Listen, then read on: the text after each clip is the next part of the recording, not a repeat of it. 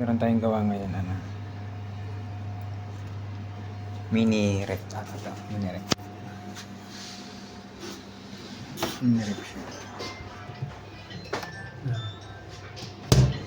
Ismig yung tatak. Ang sira nito, hindi siya lumalamig.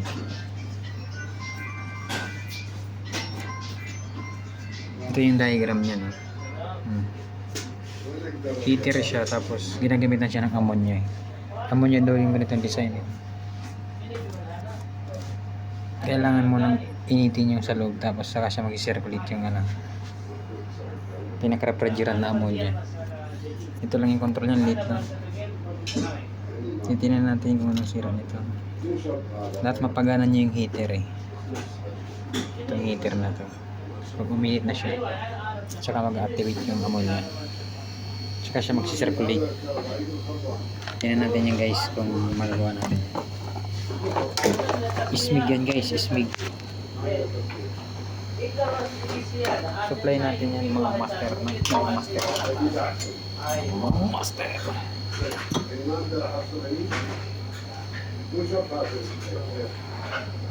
supply niya close my eyes for a moment as passes by, passing you in.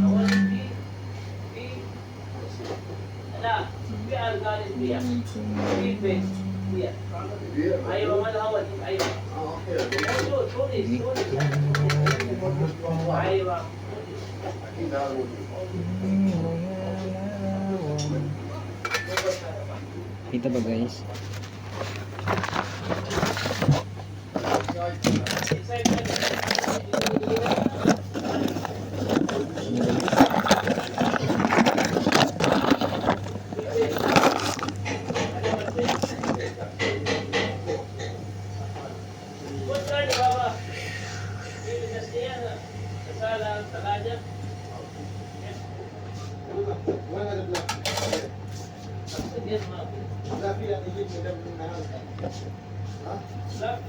هذا الشال هذا سمسم هذا 3 حبات.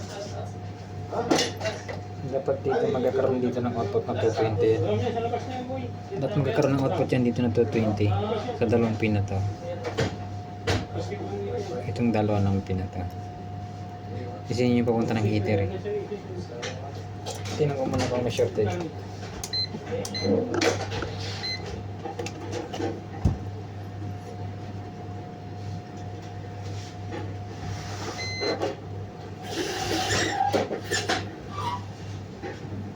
Tingnan natin kung may shortage. Bisik-bisik muna tayo.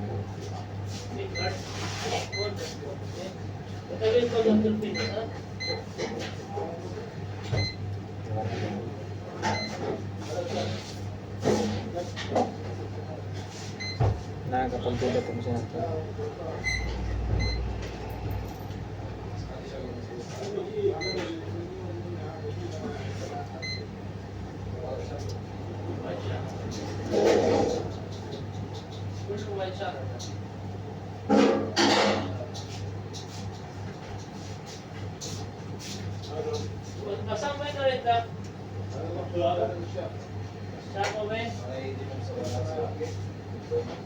Nalimutan mo na ba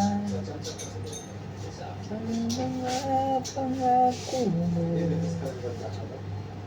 Transformerless to guys, pag ganito. Transformerless kasi may capacitor. Pag ganitong may capacitor tas wala na magandang transformer, ginagamit na lang siya ng ganito para bumaba yung susunod. Saksak natin yan para malaman natin kung may output.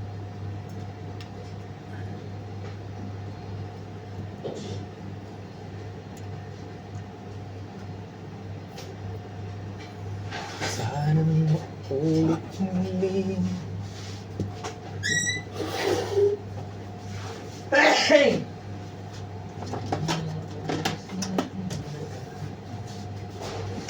Patong natin dito para hindi tayo makurente.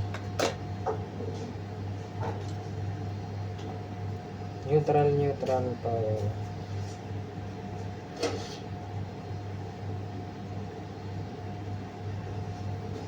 Tingnan natin yan. Kung gagana.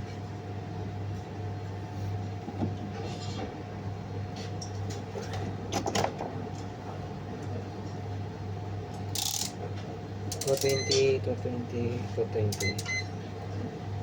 Nakuha tayo dito na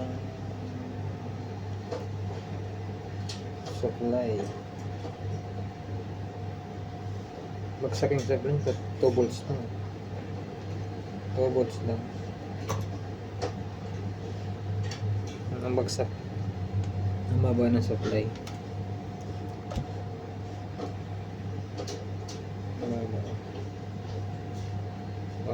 Bomb volts. 2 volts. At hindi ganyan yan eh. Meron yung shortage guys, shortage.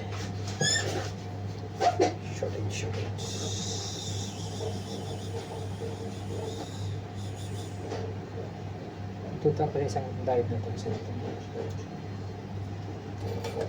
Right.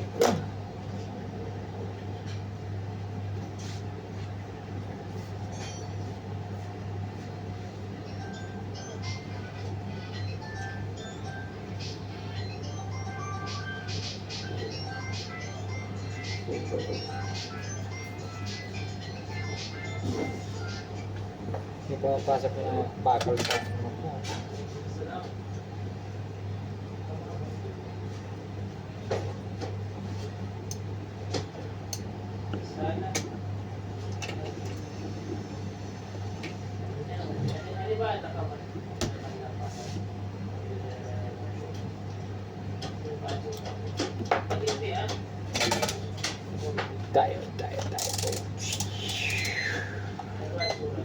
Diode guys, diode.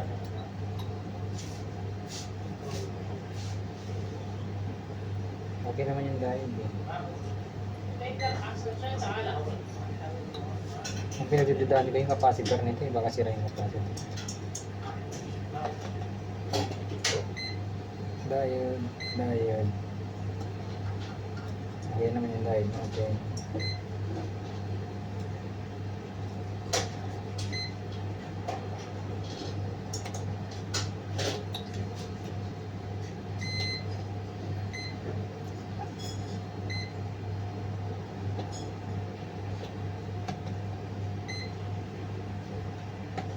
Okay yung diode natin. Tapos resistor. Subukan natin yung 200. 5 green. Yan ang 0. 2.2 yung dapat ito. 2.2 okay naman. Gusto niya sa gray, blue, green, black. Ito bagsak dapat ang supply. Dapat ano lang ito, mababa lang. Ganyan lang talaga yan. 6 block lang, 68. Dapat 68 ay mas lang. 66, okay lang yan. Ito naman is 3.3. 3.32 ako lang. 330.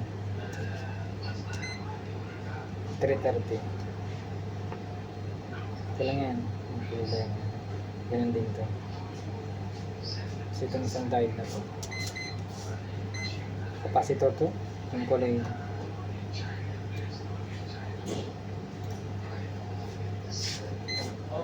Level ng loss? Walang long nose bearing. Ha? Wala.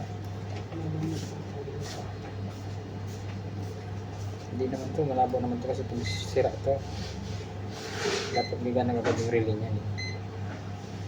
Sa relay lang naman to, switch lang ng relay to eh. Ang tingin ko sira niya dito eh. Tingin ko ito yung sira niya eh. Ayan guys, ito flash ito. 2.2 microfarad dapat yan. 2.2. Kasi 224 eh. Tapos apat na sa'yo. Tapos atras ka pa ng dalawa. 224. 2, 2, 1, 2, 3, 4. 0.22 microfarad.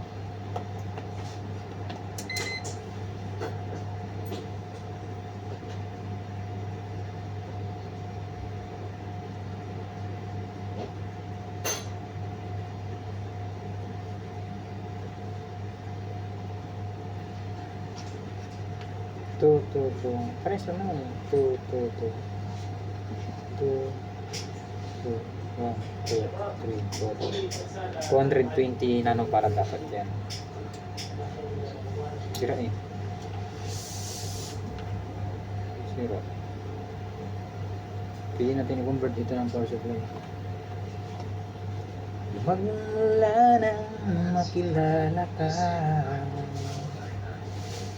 ang daming punto sa'yo'y banta. Pilit ko nito. Sira yung qualiter niya. Mababa na masyado.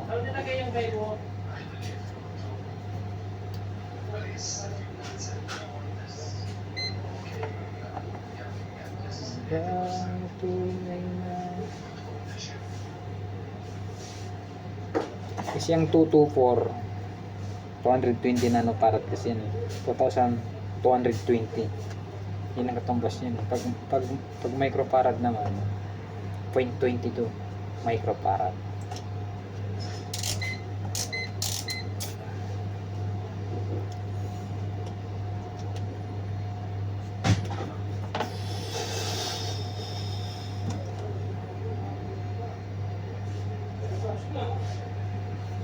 Two 2.25 microfarad. Maghanap tayo ng ganyang capacitor. 224 yung code. 224. Tapos natin guys. 75 years later. Guys, ang pinilitan ko ito lang. Pinilitan ko nitong capacitor. Ang value nito is 224. Pinilitan ko siya ng 0.47 microfarad. Ang katumbas kasi nito sa microfarad is 0.22 microfarad. Kunti lang naman diferensya. Sa nanofarad naman 220,000 nanofarad. Ammonia to ammonia type na rep yung ginagawa ko. Heater lang siya, heater type. Tapos pag nainitan na yung ammonia, mag-circulate na yung ammonia, mag-refrigerant kasi siya. Ito mayroon na siyang output. Output na 220, ayan o. Dati wala yan guys. Ayan na, mayroon na siya. 5 volts.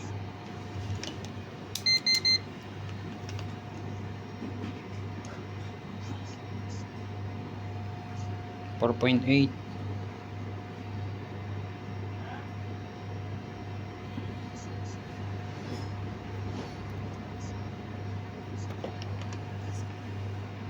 gumana na yung relay niyan. Sukatan natin ng maayos yung relay. Testing natin yung maigay guys. Tika lang. Tignan natin kung ano yung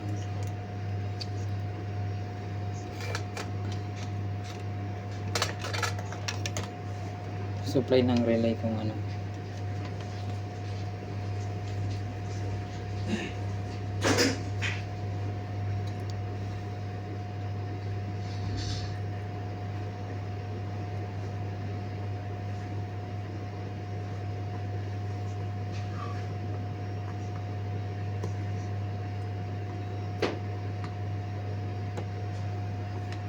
Pata natin ng maayos kung ilan yung kuryente saan. Ilang volts yung sa relay. Yan, lumalagatik siya, di ba?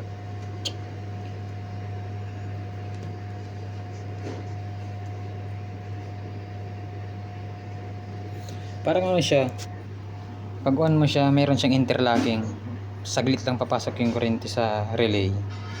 Tapos magkakaroon na siya ng output. Ganun ang design niya eh. Kasi kung hindi siya ganun ang design niya, nagkakaroon na siya ng output agad sa ano. Hindi siya kagaya ng ibang relay na ano, hindi siya kagaya ng ibang design na meron laging supply dito sa ano, sa relay.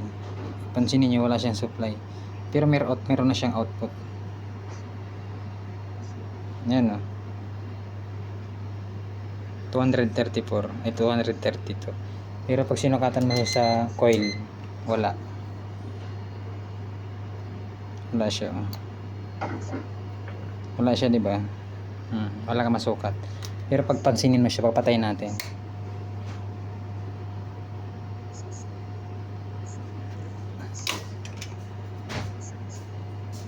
Magbubukas siya, tapos ano siya, di ba? Oh, nag-interlock lang siya. Interlocking ang nangyayari. Subukan natin yan. Ito lang ang pinalitan ko dyan.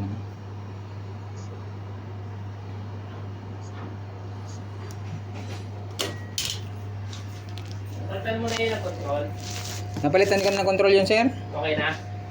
Parang ganun pala talaga yung synthetic eh. Synthetic, refresh. Kailangan pipinit mo pa yung arrow sa kanan para mag-program siya. Ganun pala ang design na. Kala ko sira yung board eh. Kasi tinilito ko na board, ganun din eh. Tapos meron siyang arrow na ganun, pipinutin mo na yun, tapos saka siya mag-start. Bandang gilid. Pero sa ibang program ako. Okay lang. Ganun lang pala talaga yan. Ano sira dati doon? Baka bumalik. Ano yun? Sa problema. Nag-in ka agad. Oo. Saan sira? Sa control talaga o sensor? Nilinisan ni ano yun eh, ni Steve yung ano, carbon. Tapos tuloy-tuloy na siya. Carbon. Maano na kasi yung pinaka-commutator niya eh. Carbonize. Mag-carbonize na Kung siya. makikita mo yun sa ano sa dulo ng carbon, pagka maano na, Sobrang itim na eh, nilinisan niya yun. Nung nakarang araw pa yun, pinapandar pag ko. nag-carbonize siya, Mm. talaga kailangan kanin mo yun. Mm. Magkukulte siya. Hindi naman nag-end na. Okay naman, tuloy-tuloy na siya, hindi na siya kagaya ng dati na. Ito yung control niya. Gumagana na, nasalpak na. Okay na.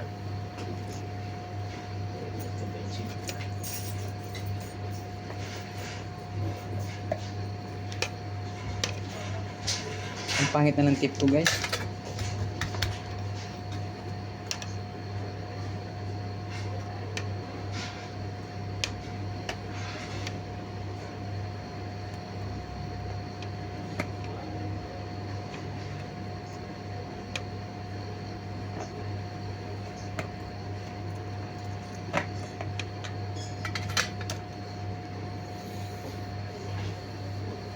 Salpak na natin guys.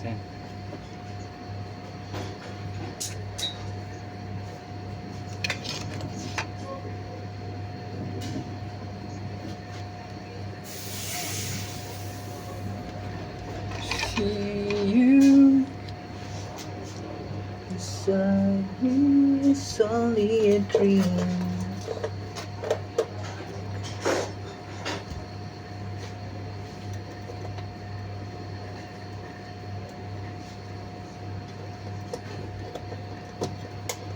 Hindi maliit ng balistor nito.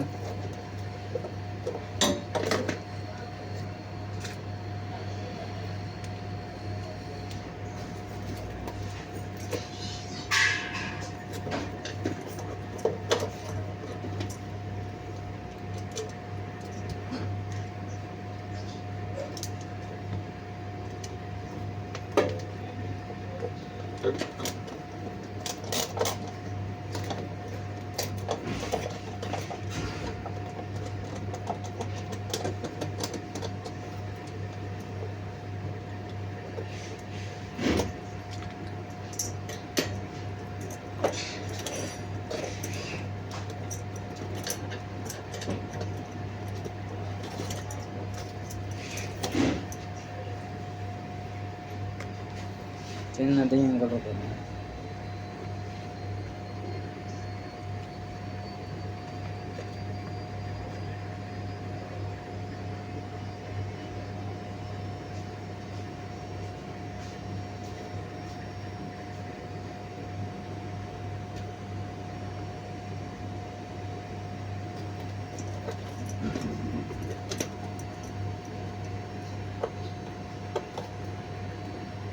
Ito yung supply guys.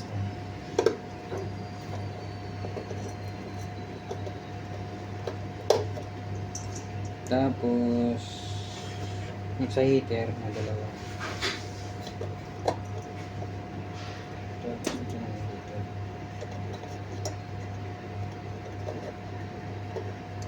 Ididikit ko na lang to dito.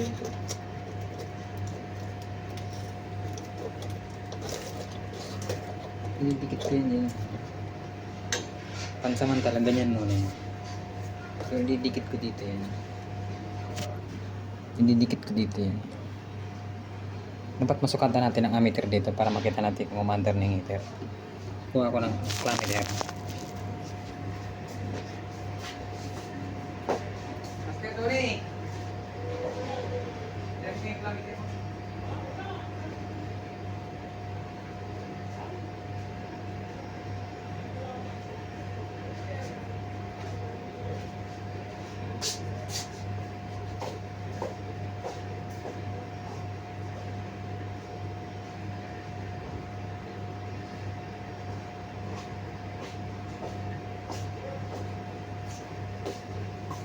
Tayo may ng planimeter. Babarilin ko na lang guys nung ano. Babarilin lang natin.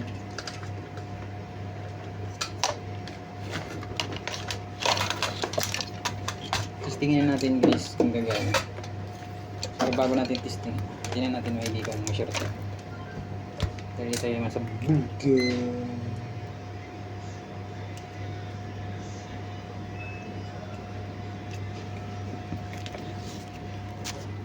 Walang compressor yan guys, walang compressor. Bali ano siya, heater type siya, tapos ammonia lang yung gamit.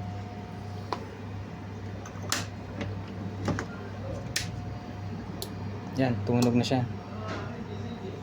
Tingnan natin yan mamaya kung init na.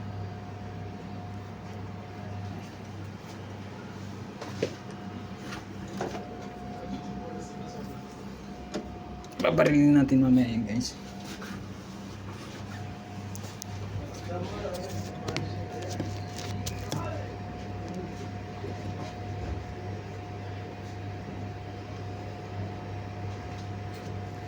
Hintayin lang ganun mga ilang minuto guys kasi nagkukutan talaga yan. Tingnan natin kung ano na. Pero sukatan natin kung meron na talagang 220 dito. Papunta ng heater. 220, dapat may 220 na dyan eh. Para gumana yung heater. Kita ba? Ito yung output niya. Meron na siya, di ba?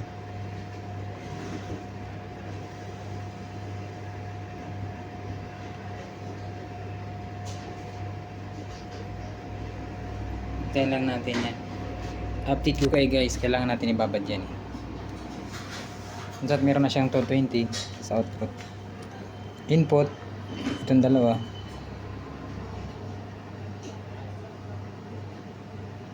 Yung 230, 232.